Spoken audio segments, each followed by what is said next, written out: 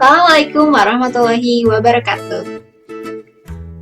Halo anak-anak, bagaimana kabarnya hari ini? Mudah-mudahan kalian dalam keadaan sehat dan tetap semangat. Lupa untuk selalu jaga kesehatan, rajin berolahraga, dan menggunakan masker ketika kalian keluar rumah. Bertemu dengan Bu Lisna dalam pembelajaran Bahasa Indonesia kelas 9. Nah, sebelum kita mulai pembelajaran kita kali ini, alangkah baiknya kita berdoa terlebih dahulu. Berdoa mulai.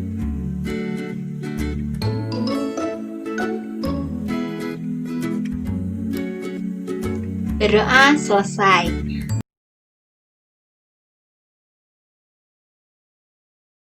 Anak soleh dan soleha, hari ini Ibu akan membahas tentang unsur kebahasaan.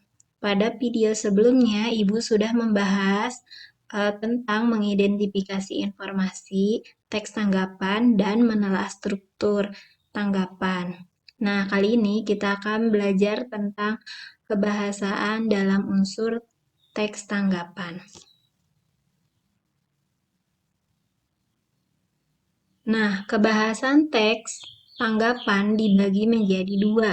Yang pertama, ada bahasa deskriptif dan kalimat penilaian. Bahasa deskriptif merupakan bahasa yang sifatnya melukiskan, menggambarkan, atau berupa uraian, pemaparan dengan kata-kata secara rinci dan jelas.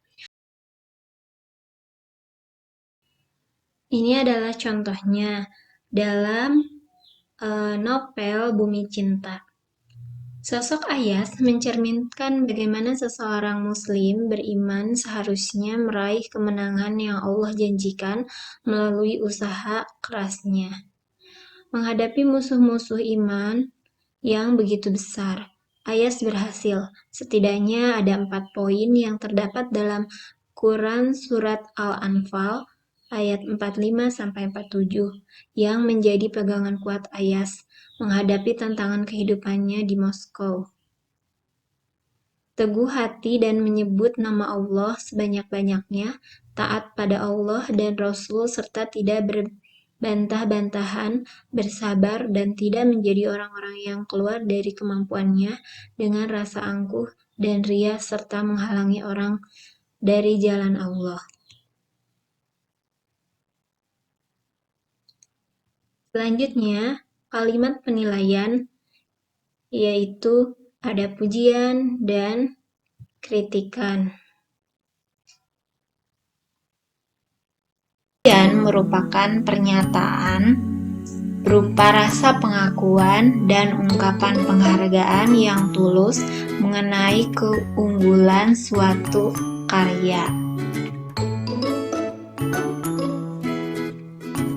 Misalnya, tanggapan terhadap novel Student Hijau karya Marco Kartodikromo. Pujian yang diberikan penulis. Ini adalah contoh pujiannya. Novel ini sebetulnya sudah membuka suatu soal bahwa kesastraan bukan sekedar penghibur, tetapi wacana politik dan sosial yang mengemban tugas menembus ruang-ruang publik. Selanjutnya, kritikan. Memberikan kritikan yang baik akan mendorong seseorang menjadi lebih baik. Kritikan seringkali dianggap sebagai kecaman atau tanggapan yang berisi uraian atau pertimbangan baik buruk terhadap suatu karya.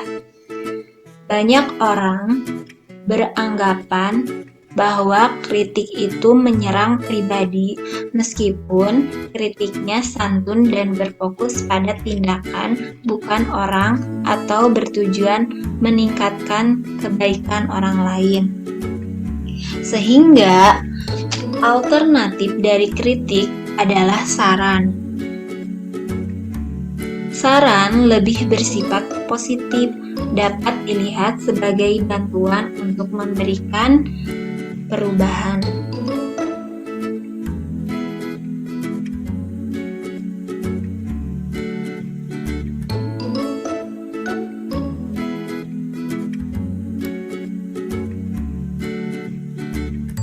Contoh kritikan terhadap novel Student Hijau yang dibuat oleh penulis tanggapan. Kritikan. 2 buku dengan versi berbeda diterbitkan tahun 2000 berdasarkan naskah lama, Student Hijau.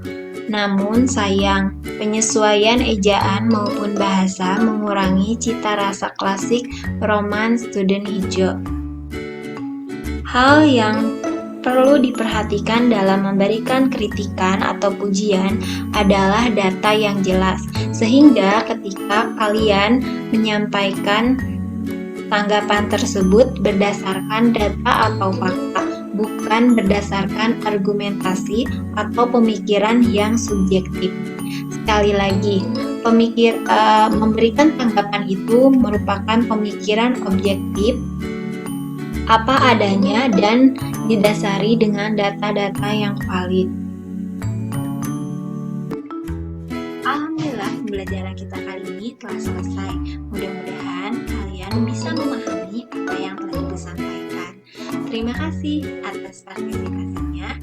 Assalamualaikum warahmatullahi wabarakatuh.